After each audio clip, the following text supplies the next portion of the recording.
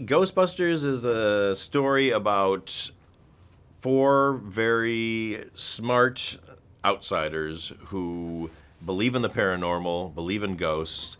Everyone thinks they're crazy, and then suddenly they are proven to be right, and they end up saving the world.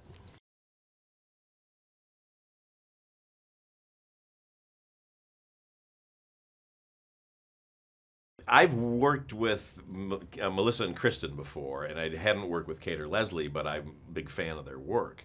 And when I put this together, I actually didn't even audition people for it. I just was going through a lot of different faces and voices and people's kind of resumes in my head, and very quickly said, okay, these people have four very distinct comedic voices, and I think these will all mesh together. And then when we brought them together, the chemistry was just insanely good.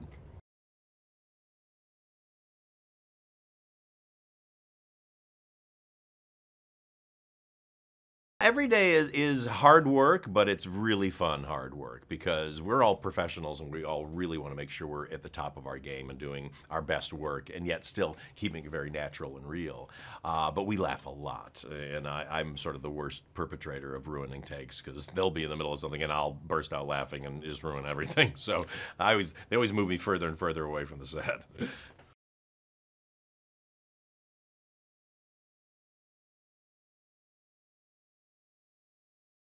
The air went out of the room a little bit when Chris Hemsworth walks onto your set. We'd already been shooting about 6 weeks, and it's always odd when like a new person comes in because you just hope they're gonna kind of mesh with everybody and their chemistry will be right. And he came in and was so funny and surprised everybody. I mean, the first scene we were doing with him was his interview scene with the ladies, and suddenly he's just started improvising jokes, and the ladies looked at me like, "Did you write that for him?" I was like, he's he's off book. He's going for it." And who knew that he could be that funny? I knew he'd be funny, but I didn't think he could be hilarious.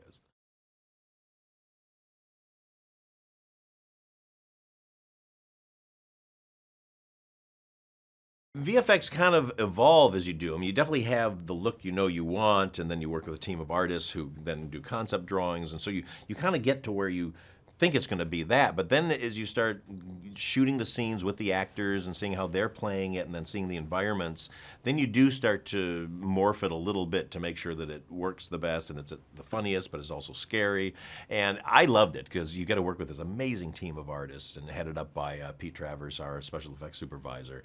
And just, for him to wrangle all these amazingly talented VFX houses all over the world who are doing different sequences and different shots for us, that was really fun. It was a challenge because I've never done that before, and it's a leap of faith sometimes because you're waiting for things to come in and you're guiding them, but you're still waiting for them to show up. But when they show up and they're perfect, or they're even different than you thought in a way that just surprises you and makes you so happy, that was really exciting. So I have to say, I think I'd like to do that kind of thing again.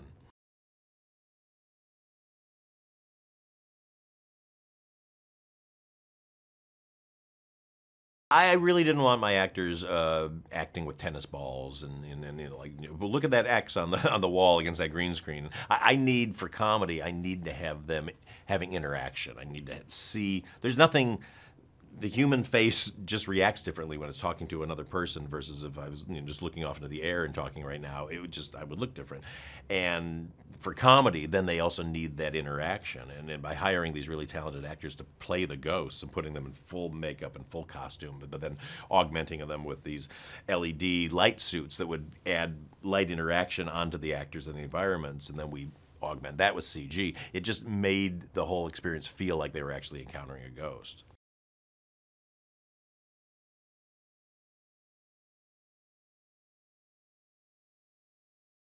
Ghostbusters was something I saw the opening night that it came out, and I was in film school at the time, and I'd never seen a comedy like that before because I loved comedy, but I'd never seen a comedy with that big of scope and the fact that it had special effects in it. And it was a bit of a passion for me of going like, I need to figure out how to do something like that. What I didn't expect is I would actually be doing that exact movie, but was such a thrill because then you have here's this existing property, and yet at the same time now we can make it our own. And Katie Dippold and I were allowed to then create a new origin story for it and find the new seeds of where the various iconic things like the Ecto One and the proton packs and the logo and all that come from. That was really fun.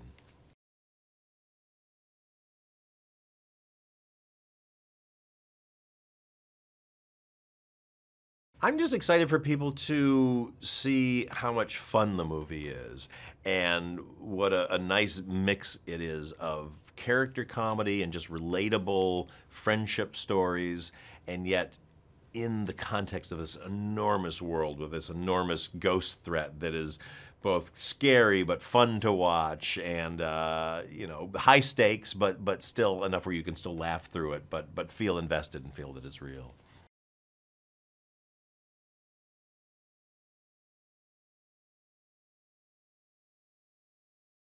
This movie is really for everyone. I mean, there are some scary parts, so maybe like the youngest of the young kids some might be nervous, but a friend of mine brought his 6-year-old and she loved it last night. So I really feel it's for everybody because, you know, it's got humor that adults love, but it's got things that kids will really have fun watching. So it's really from 8 to 80. Well, no, that's not even stop at 80. 8 to 180 if you really got good genes.